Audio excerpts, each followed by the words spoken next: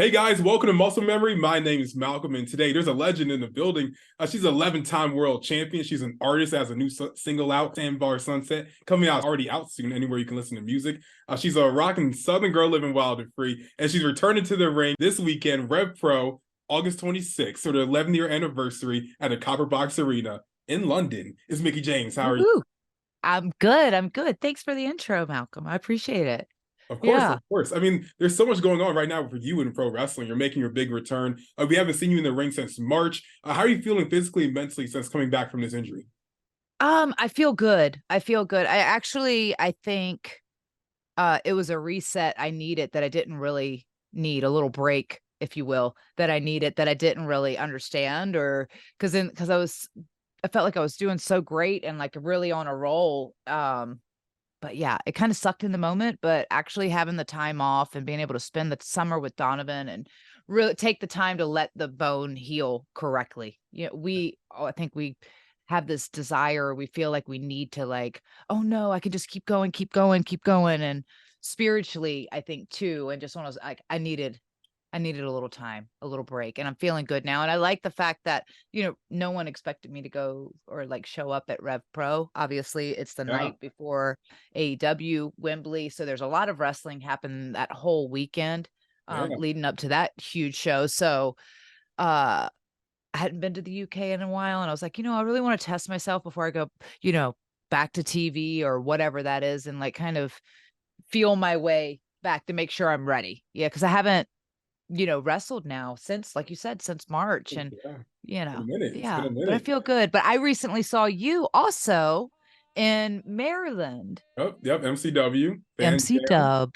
Great Yeah. times. Great It's times. Loved such it. a great time, such a great show at a great weekend. And I had my master class that weekend You did. prior to seeing you. I was so tired by the time that convention and everything was. I was like, Yeah, but it was pretty understandable. But I mean, I'm glad we can sit down and still talk today, though. So oh it my God, all this is worked even out. better. This is even It better. all Yes. worked out. But Yeah, it I mean, was you good to see mentioned you it there. earlier. There's a big show, obviously, that weekend as well. Obviously, you're wrestling on the 26th. There's a big show the 27th. Not to be too personal, but since you're all in London, how far is an Uber drive from wherever you're staying to Wembley Stadium?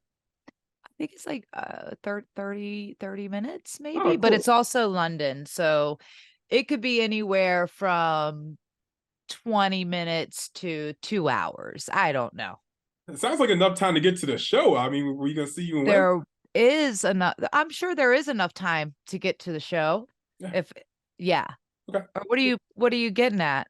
Are you gonna be all in the city at the time of the I'm show? going to be all in London Okay. all day. I'm going to be there. There's a parade on Piccadilly happening, and I am the Grand Marshal, if you That's will. that's great. I mean, there's also a big like There's four-way for a big women's championship. I mean, any That chance is you might true. see you pop in during that kind of situation, or Yeah, come out maybe and new?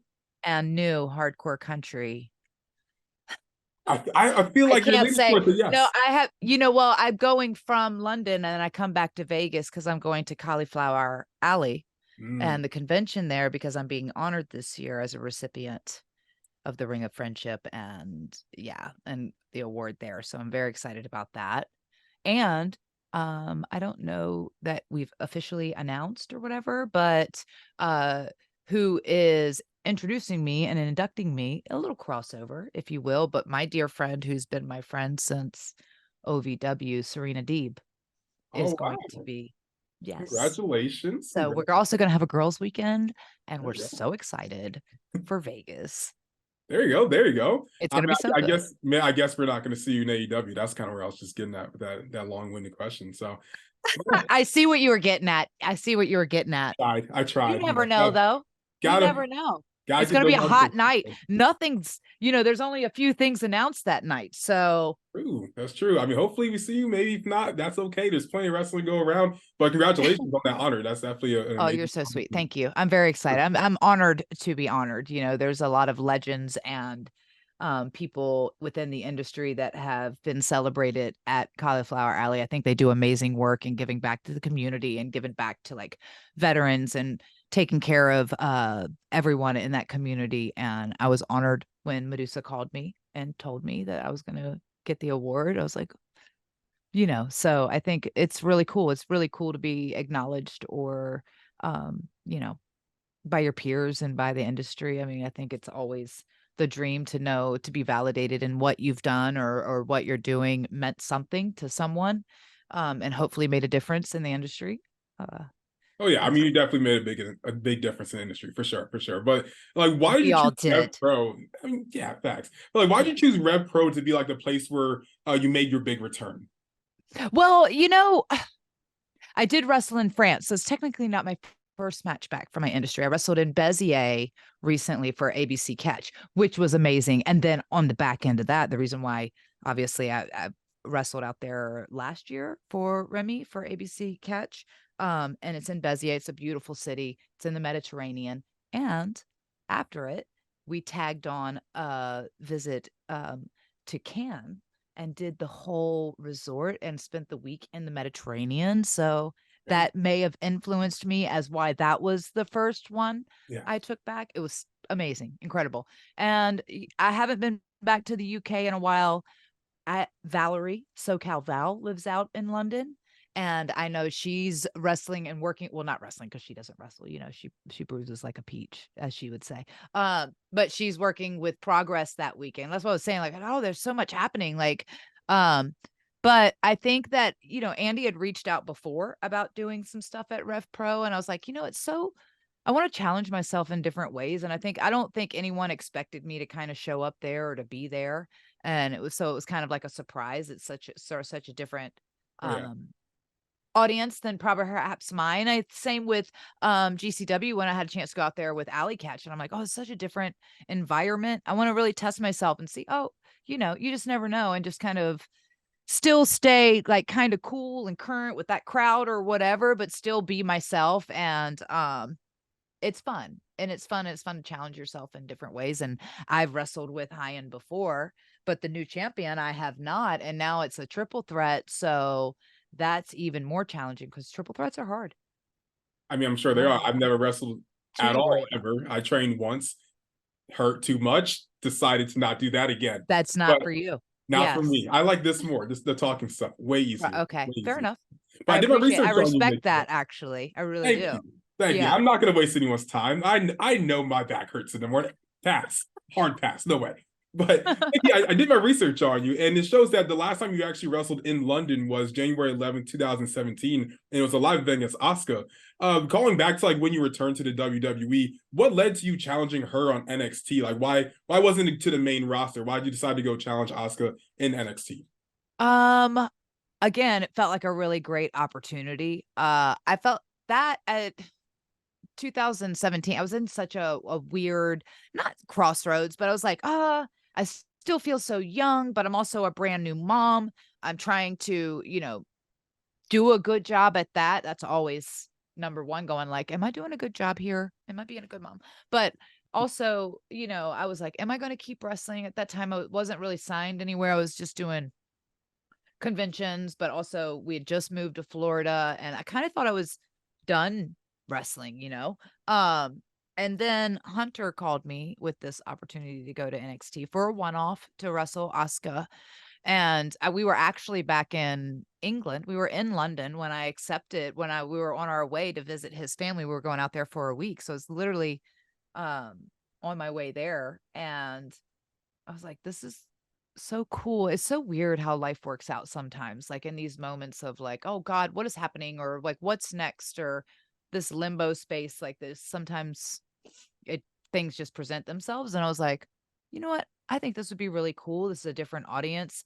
I would love to wrestle her because she's incredible and she's and I think it'll challenge me and maybe it'll remind the audience of who I am, because I thought that they really hadn't seen me in so long. And after I left WWE that first time, I felt like the hardcore country stuff with Impact was an amazing, I think, body of work for me and amazing journey for me. And like, after leaving the system and still being successful, if almost not, more successful, I think, than people ever anticipated.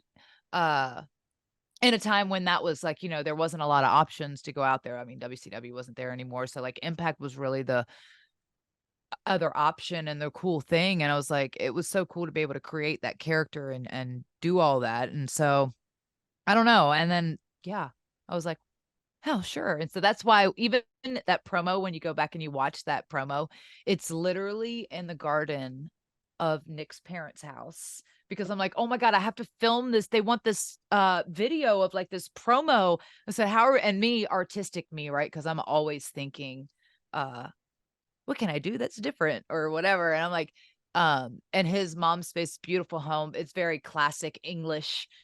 And so I was trying to make it not obvious that I was in England at the moment as Yeah, well. But yeah. So we ended up shooting it in her garden.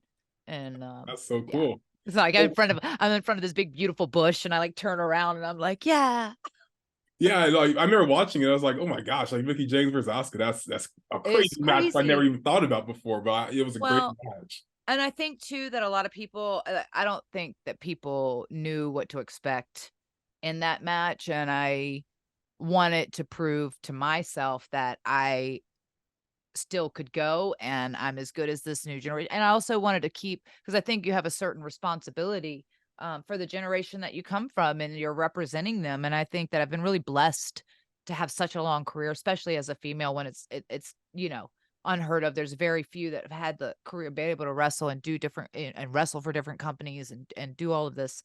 But you're representing your generation in that sense of like, I didn't want to shit the bed. I wanted it to be awesome, and I wanted to give her an incredible match and maybe a different match that she wasn't going to have anywhere else. And maybe do some nostalgia stuff, but also uh I had never wrestled anyone like her because I never got to go to Japan. I'd never, so the language barrier and all of that, the only time I had really experienced that was um, with Lucho or wrestling with AAA people. So I never really had experienced that part either.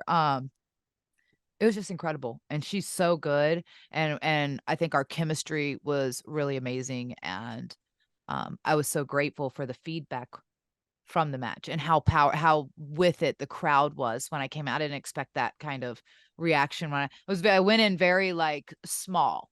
I went in very small and kind of humble, and then that's just I tend to do that a lot, and that's to a fault.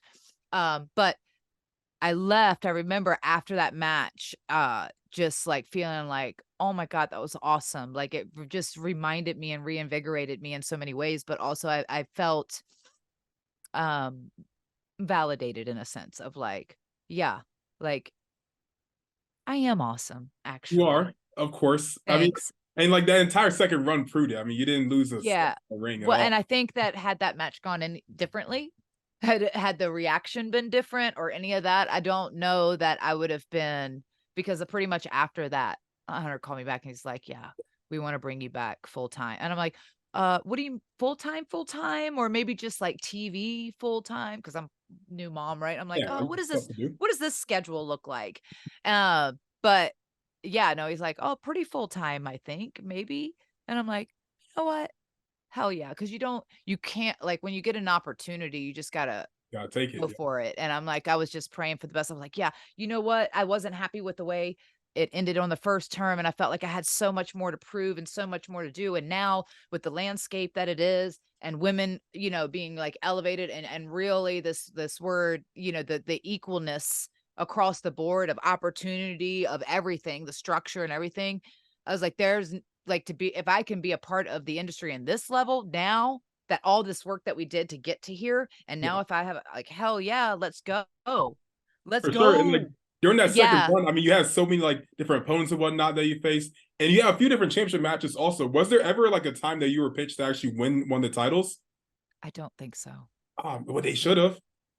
I did. That is my one where I was like, God, it would have been really cool. Cause not to say not never, never, whatever. But it was probably my final, run as a wrestler or whatever on WWE television. And it would have been really amazing to have won a championship at For some sure. point. Obviously, we all hope for that. To have won and I think it would have been like, not only from the company, like to say like, oh, we believe in you and we think you're awesome and what you did mattered or anything like that. But also for myself, I think to be able to have gotten that number 7 Yeah. to tied Trish, who was my ultimate rival, to all the little things, to just kind of whatever.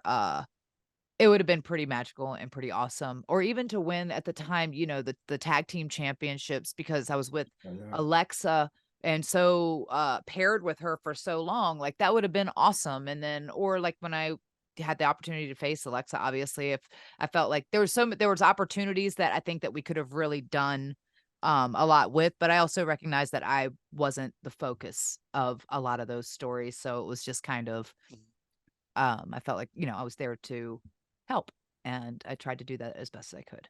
I mean, you definitely did a great job. I mean, I think they should have given you all Thanks. the belts personally, but yeah, that's just me, I guess. But I mean, you did walk into like WWE at one point with a championship, but it was the Knockouts title at the I Rumble. sure did that. And I loved it. And like Thank when you were you. walking around backstage just holding that championship, we're like what was the reaction of like different people backstage? You just carrying around an Impact Wrestling title? Was like Charlotte just staring at us like I haven't won that belt before? Let me Oh, get I one. haven't seen. Let me take a look at that. Let me Right? hold it. I did not walk around just boisterously backstage like, "Hey, here's me. Here's my Knockout World Championship." Says world on it too. I should have. I should have. No, but I think that the whole thing, everyone was pretty, it's unheard of for Yeah. them to do all of that. It was super unheard of. And I think, there was obviously conversations and things to lead, but I've through experience, I've realized, you never celebrate anything until you are in the moment and it's actually happening. And even then, sometimes you're until after the moment and it is amazing and it is successful. So I was really nervous actually all day. I was praying that everything would go great, that I wouldn't trip or fall. I couldn't get my jacket off. That kind of sucked. I was like, I had this beautiful jacket. I forgot to spin around and show the detail and the embroidery and crystals on the back. I was so excited. Um, there were so many things like looking back, but I didn't celebrate that moment obviously until afterwards. And there were certainly like conversations with, Sasha or Bailey or like, how cool is this? Like, oh my God, you're back. Or Foxy, like, dude, this is crazy because she had just come back to, like there was just so many little moments throughout the day that really wanted to cry because I was like, I didn't think I was going to be back, especially after everything else that had happened. I was like, oh, are they going to hate me forever or whatever the case may be.